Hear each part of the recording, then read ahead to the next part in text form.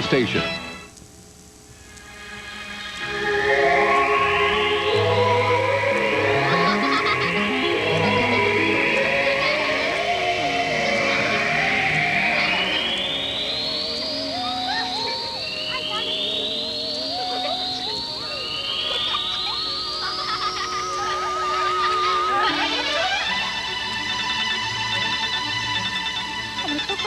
I know it. I'm going to talk like you one day. I'm going to be just like you. I'm going to be able to do it. I know. Homes alight. 1, 2, 3, 4. 1, 2, 3. Ready? Next.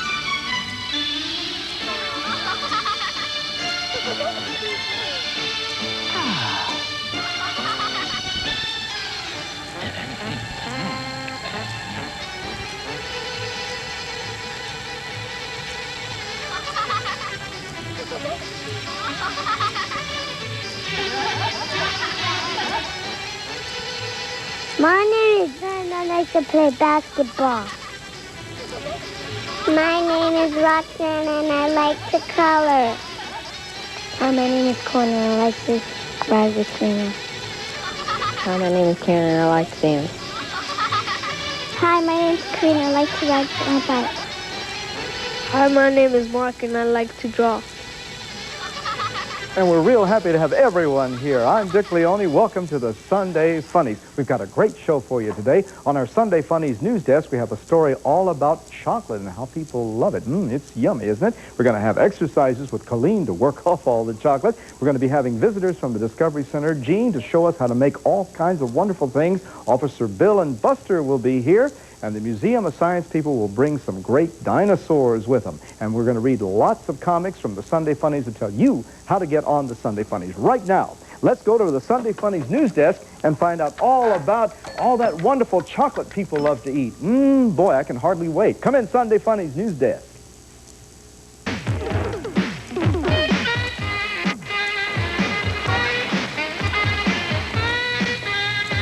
I love chocolate. Are you hooked on it? Yes. Americans love chocolate. $4 billion worth. That's how much we spent on it last year. And this year, we'll chomp and munch even more. I love it for breakfast, lunch, dinner, after dinner, before bedtime, you name it. Chocolate's been a forever industry. You know, years ago, the ancient Greeks loved chocolate, and it hasn't changed. What has changed is we seem to be willing to pay more for our habit. The upscale luxury market is... European chocolates like Kron can cost more than $20 a pound.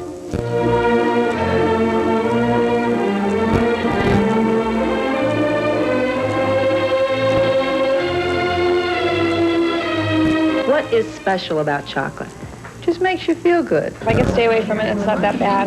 But when I see it, it's like I have to eat some. Some people really can become addicted to chocolate because of certain ingredients. It has caffeine and it has theobromine in it, which is a stimulant, and also can relax some of your muscles. So it does have an effect because of the caffeine.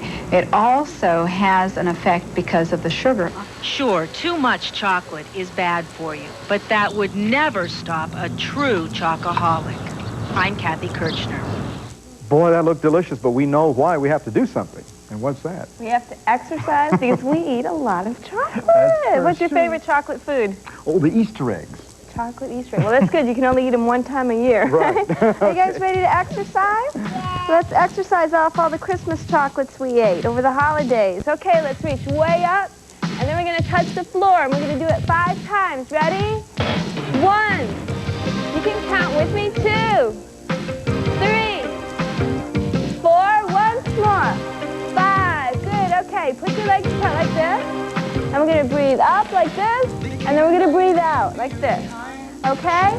Everybody ready? 1. And out. 2. You can count with me. Everybody at home, get up. 3. And down. 4. Deep breath. 1 more. Ready? 5. Good. Okay, put your hands on your hips. We're going to turn this way for 4 times. Then we're going to turn this way 4 times. Okay, ready? 1, 2, 3, 4. Other way. 1, 2, 3, 4. Other way. 2, 3, 4. One more time.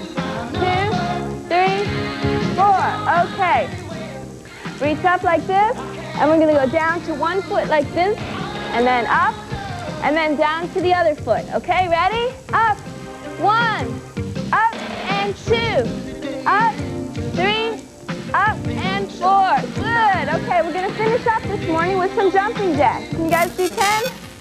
Everybody ready for 10? Ready? 1, 2, count with me. 3, 4, 5, 6, 7, 8, 9. One more. Good. That's great, Colleen. Hey, wait a minute. I thought you were going to exercise with me. Well, I'll have to make up for it next. I got sticky chocolate all over my shoes. They got stuck to the floor. I thought that was your New Year's resolution. It'll be. I'm starting right away. All right, everybody. We're going to have to make the exercises from now on. We'll do it for sure. Okay. And we want to tell you how you can come down here and exercise and read the funnies with us. Here's how to do it. Here's how to get on the Sunday Funnies.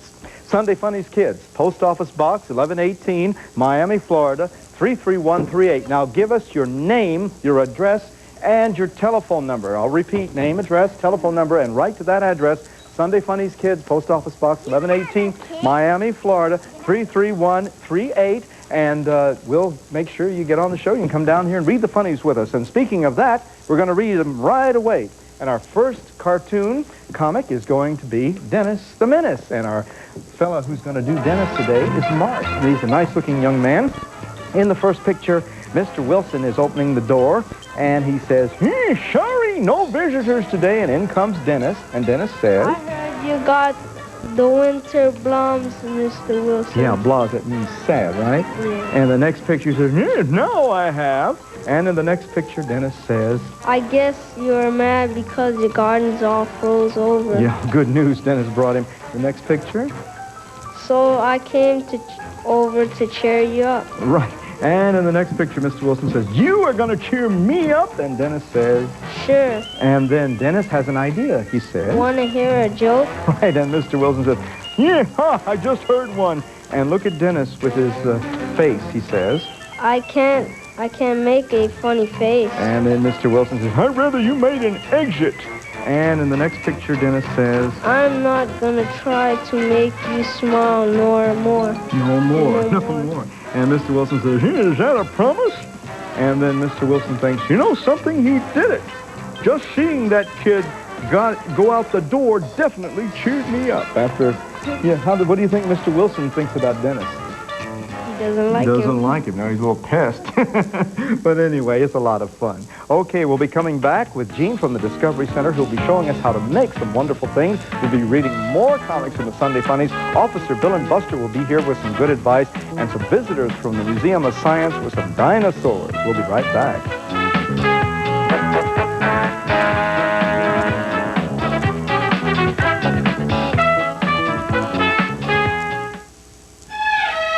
Inevitably, the importance of a news story is determined by the way it affects the viewer. Peter Ford, when it comes to news, he has you in mind. We try and figure out all the time what's the viewer want to see, what's the viewer need to see. Because for any viewer to make up their mind about what's going on in the community, they have to have the information. I think the key thing that anybody should feel at the end of a newscast is that they know what's happened. Peter Ford, another reason News Center 7 is the team South Florida is turning to. The viewer is the ultimate judge of what we do.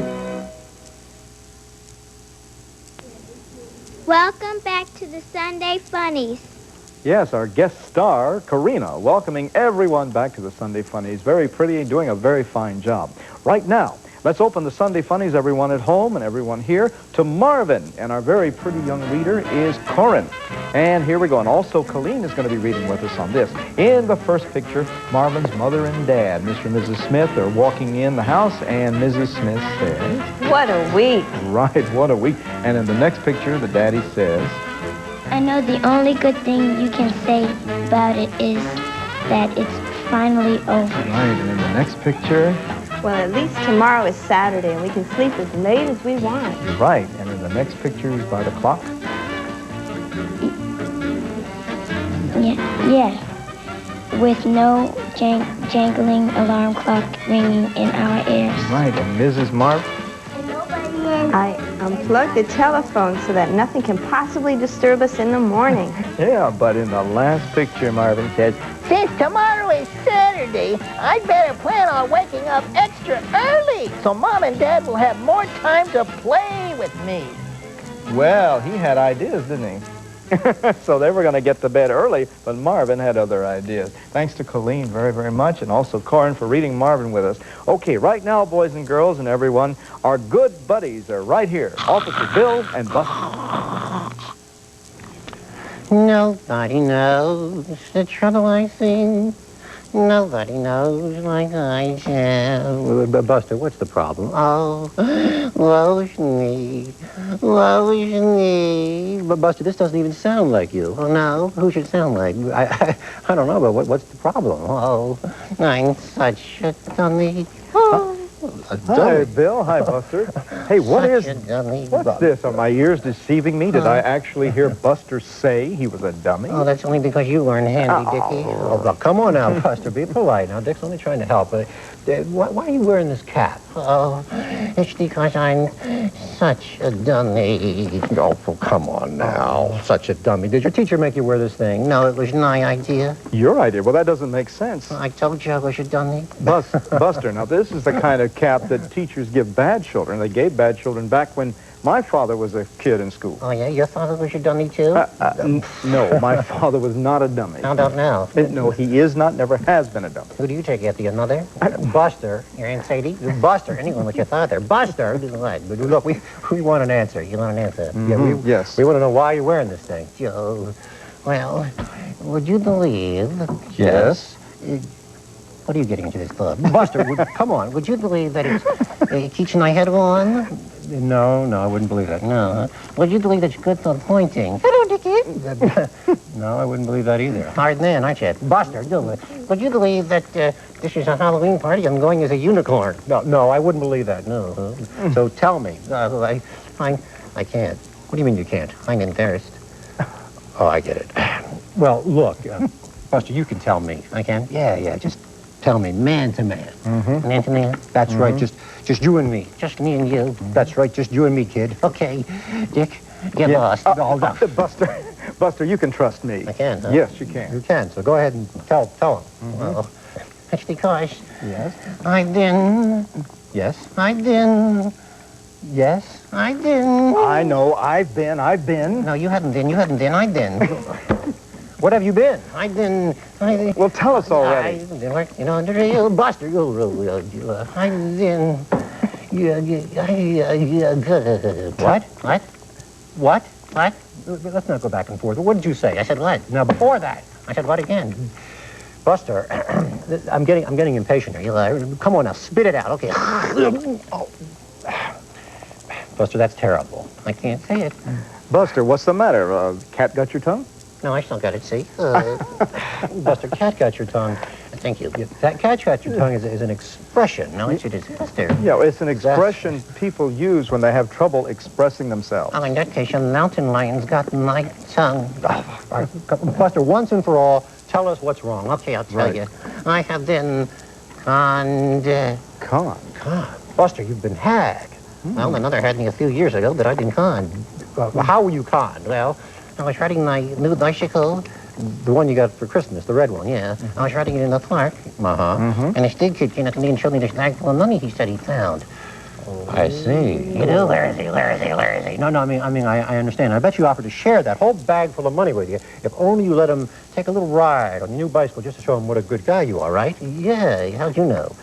Just a lucky guess. And I bet you even offered to let you hold that whole bag full of money while he took his ride. Isn't that right? Yeah, that's true. And I bet he never came back. He rode off with your bicycle. Yeah. And when I looked in the bag... There was nothing but cut-up newspapers. Yeah, not even the funny section. Oh, that's terrible.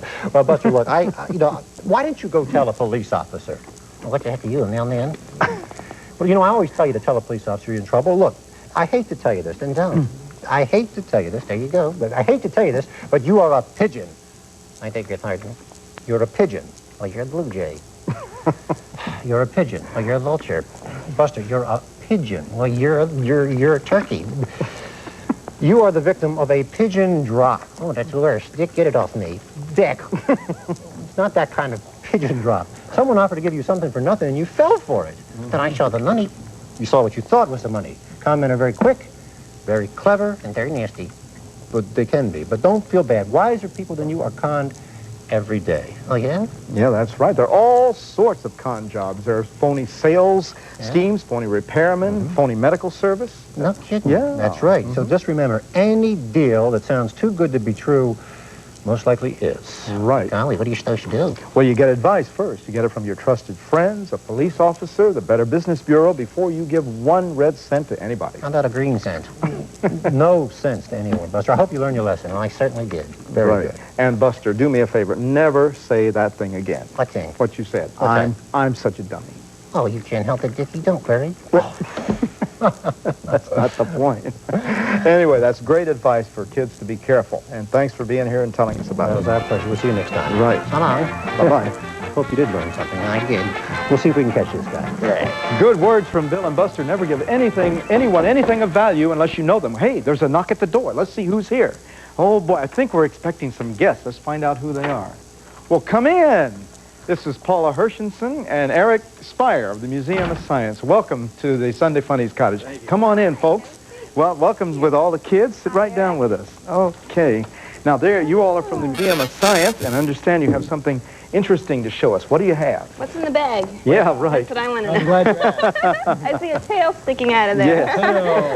Oh. What that is. Right. Brontosaurus. He's right on. This is one of the animals, critters, we like to call them, that we have at the Museum of Science right now for 8 weeks. We have 4 dinosaurs and 1 model, of course. So are the ones at the museum. You all know what happened to the dinosaurs, don't you? How big are the dinosaurs that you have at the museum? The Brontosaurus is 38 feet long. 38 feet long? That's and pretty the big. Tyrannosaurus Rex is 17 feet high. Let me show you something else we got here. This is an impression of an actual dinosaur that rubbed up or leaned up against some mud 65 million years ago and left an impression, so we really know what the dinosaur skin looked like. Oh, wow. Boy, oh, boy. Anyway, and here's this. You all know what this is? That's a Triceratops. We have one of these that moves. By the way, the dinosaurs at the Museum of Science move, so you almost can see them. We'll have these models and other things about dinosaurs at the Round the World Fair also, which I'll let you talk about. Around the World Fair, when's that going to be? The Around the World Fair at Tropical Park, February 1st and 2nd. And it's done by the patrons of the Museum of Science. And it's one of the ways that the Museum of Science can have these nice exhibits because we help to raise money. And I want to tell you also that with the Around the World Fair, we have a poster contest every year. And all of the schools in Dade County, public and private, are invited, the children are invited to send their posters. And we have a judging, and 2 weeks from this Sunday, the winners of the poster contest will be right here on the Sunday Funnies with their posters. What kind of posters will they do? Each poster has to have the same theme. It's about the Around the World Fair, and it says on the poster, Around the World Fair at Tropical Park. And beyond that, you can do anything you want to. Wow, that's very creative. Oh, it's a lot of fun. Well, you must have fun doing that. Eric, what else can you tell us about these dinosaurs that you have? Well, one of the interesting things about dinosaurs, one of the things that makes them so fascinating is that theories about them change all the time. Something we think is true 1 year, 3 or 4 years later is not true. For example, we thought the Brontosaurus was what it's supposed to look like everybody thinks it's supposed to look like. 3 years ago, this Professor McIntosh discovered that somebody 100 years ago had put the wrong head on the skeleton. So if you let me have that back again, I'll show you what I mean. This head here is more like a lizard than the other head that we used to. You see, it's more pointed and it has a funny thing underneath the neck. This is an Apatosaurus. So what we really have is an Apatosaurus. But so as not to confuse people, we still call it a Brontosaurus. But that was a mistake that somebody did 100 years ago. They dug up all the right bones, but they just put them on the wrong head. Put them on the wrong head. Now they switched them around again. So now we have longer-nosed Brontosaurus, and that's the one we have at the Museum of Science. How long is your exhibition going to be? Is it going to be there forever or a few weeks? I wish it was. 8 weeks only. 8 weeks. So you've got to see it. Now, some of the kids out there might be scared because the dinosaurs are scary. Well, they were scary. They weren't, even though these guys only ate vegetables, plants, vegetarians they were called. That doesn't sound very dangerous. No, but they're so big, and they made funny noises. And the ones at the Museum of Science move and also make funny noises. They'll roll their eyes. So they look kind of scary, but we want to make sure to tell everybody that they're they're not going to hurt you. They can't move towards you, at least. They're going to stay right where they are. Well, what can we learn from dinosaurs, like the dinosaur bones and things that we dig up? I mean, why is learning about dinosaurs so important? There's no dinosaurs around today. Why should we be interested in them? Well, it's fascinating to find out why they disappeared and make sure that doesn't happen to us. It's like a mystery, right? The mystery of the dinosaurs. Yes. Yeah. And could you tell us once again now where it's located? Okay, the exhibit is at the Museum of Science, which of course everybody knows is across the street from Vizcaya, next to the planetarium. And it's going to be there 8 weeks, starting last Sunday, so when this comes on, there'll only be 7 weeks left.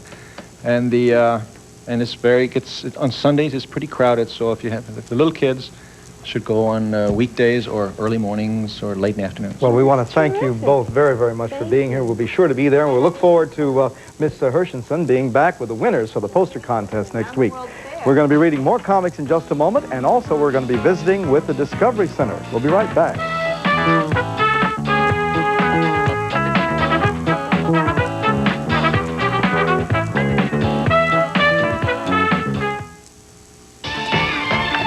Next on Heart to Heart. In exchange for their lives, they will have to get the statue back. We're definitely in a little trouble here. No wonder everybody's after our fat friend here. He must be worth a fortune. Why don't you take this? Because I don't really want it, and it would look much better in you. Hey! Heart to Heart at a new time, Monday at 9.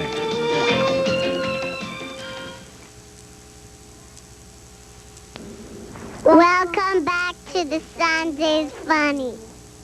Yes, Brian and Karina welcoming everyone back to the Sunday Funnies, or rather Roxanne. They did a nice job. Okay, everyone at home, open the Sunday Funnies to Heathcliff, and our reader is going to be Karen. And in the first picture, Mr. Snodgrass is talking to Heathcliff, and he says... You'll move out my chair. Oh, and then he... Right, and then, but old Heathcliff just sits there snoring. You hear him snoring? In the next picture, Mr. Snodgrass says... I'm sorry, got home late last night. Right, and the next picture he says... In fact, I was a snob. Right, and old Heathcliff goes... And in the next picture, Mr. Snodgrass Took off my shoes and snuck upstairs. Right, and so Heathcliff shows him his shoes in the next picture, and in the next picture... Lost my keys. And Heathcliff's got the key. And in the next picture, Mr. Snodgrass says... Say I wouldn't want anyone to know about this old pal. And they wink at each other. Next picture. Then there's Mrs. Snodgrass. And what's happening there? They both went to sleep. Yeah, they went to sleep. So it's a big secret. So they're trying to keep it from her. Well, Karen, you did a beautiful job reading the part of Heathcliff there, Mr. Snodgrass. In the kitty corner, Molly Friel of Bryan Mawr, Pennsylvania, has a cat, Fernando, who knocked over the phone one day, pushed the hold button, and put the phone back on the hook. You have a pet that smart? You have a pet? No. No? Well, that's great. Well, that was wonderful. That was Heathcliff. Now we've got a special guest from the Discovery Center, Jeannie, and she's doing monoprint. So let's go see what's going on. Colleen, let's see what's going on at the Discovery Center. Hi. Hi. So we want to welcome you, Jean, very, very much. A little messy. That's Thank all you. right, because we know you're making some wonderful creative things. I see some paints and some rollers, and it's on top of the Sunday Funnies. Tell us what you're going to be doing and what monoprints are. Well, monoprints are this month's workshop at the Discovery Center, and this is a form of printmaking. We have an exhibit right now in our gallery. I can show you a picture of one of the works by our artist this month. Our artist in residence, his name is Rick Yasko, and this is one of his silk screens. This is actually the invitation to the exhibit, but it gives you an example of what his work looks like. And silk screening is a form of printmaking. Like a lot of forms of printmaking, you get more than one print in an edition. What you try to do in printmaking is make many pictures that all look the same. If you've ever used your fingers to make a print, everyone's probably made a fingerprint, and you know that every time you put your thumb down, you're going to get the same print because your thumb is always going to be the same. In a monoprint, that prefix mono means just one. So every time you make a monoprint, you're only going to get one of it. It's a unique work. What you start with is a clean piece of plexiglass. You can probably see me through it, and you're going to be able to see through it while you work on it. There are basically two ways to do this. The first way is to put ink onto the plate. So what you can do is use a brush and make marks on the plate. I'm just going to sort of show you some of the different effects you can get. You could... That's a nice green color there. This is a real bright green color, so everyone can see it. It's a wake-me-up green. You can use a brush. You could use a stick. How about your hand? You could use your hand. One good way to use your hand sometimes is use a paper towel on it, and you can make a mark that way, too. I think Mom will like that better. Yeah, she probably would like that one a little bit better. Sure. Then when you've decided that your plate is worked to the extent that you want it to be, you come over here. Oh, okay. Let's take a look at what it looks like before we print it. Now, remember that when you print something, you're always going to get the reverse of it. It's going to be backwards. What we do is lay the plate down, our newspaper, and put a clean sheet of paper on top of the plate, fold our newspaper over it, and I'm going to use a roller, to be sort of my own printing press. Roll on top till I feel that the ink is sticking to the paper. Open up. How could you do that at home if you didn't have a brayer? You could probably use a spoon. You could probably use a glass. You could use a rolling pin. Oh, that anything that would smooth over that. Now let's take a look at what our print looks like. Ta-da! And that shows you some of the kinds of imagery that you can make. Now you can see that when you roll, you're going to smush the ink some. So it's probably going to come out to be in maybe bigger spots than you intended it. But that's part of the process. You never know exactly what's going to happen. The other way to do this is to start with your plexiglass plate and cover it with ink to begin with. Rather than starting with a clean plate, you completely cover it with ink. So it looks almost as if I'm starting with a green piece of paper. But instead of paper, I have ink here, so I can work into it. I can take any number of objects and use them to... Oh, you're like scraping off some... Right, take away the excess. Oh, it's like the exact opposite. Right, exactly. It's the opposite. And I can use these different things to make marks in any way that I want to. Can you use more than one color? You can at one time. Sometimes it's a little easier to start out with just one color. You can take off ink, too. The same way we put it on with our fingers, we can take it off with our fingers, too. And if I didn't like what I did, I could always just wipe the ink off and start again. Now, can you use, like, paint? If you didn't have any ink, could you use something else, like some poster paint? You could use poster paint. That would probably work the same. This ink is of a pretty good consistency or thickness to use for this process. And it's also water-based ink. So if you come to the Discovery Center you can wash to do our workshop, it'll come off you and it'll come off your clothes, too. It's water-based ink. Let's see what we got this time. Discovery Center That's located? a good question. If we wanted to go there, how would we get there? The Discovery Center is at 231 Southwest 2nd Avenue in Fort Lauderdale. So if you live in Miami, you'll have to come up to Fort Lauderdale. Well, that's a beautiful one. Look at that. Sure is pretty. That came out well. Well, you can come to the Discovery Center and make mono prints of your own in our workshops there between 2 and 5, Tuesday through Friday. On the weekends, on Saturdays from 10 to 5, and on Sundays from 1 to 5. Well, that's terrific. How long have you been working there? Oh, have I been there? I'm actually kind of a rookie. I've only been there since October. But how old are the children that come into the museum? Are they very young or very old, or what kind of age groups do you have? We have anywhere from infants on up. Well, that's great. We want to make sure that we go to the Discovery Center in Fort Lauderdale and participate in the monoprint. People who go there can actually participate in what you're doing. And we want to thank you very, very much, Jean, for sharing this with us. And we want to thank also our guests from the Museum of Science for bringing the dinosaurs, for all the kids here reading the comics, doing exercises. We had a wonderful time. Thanks to Colleen and everyone. We'll see you next time on the Sunday Funnies. Bye-bye. Let's say bye, kids.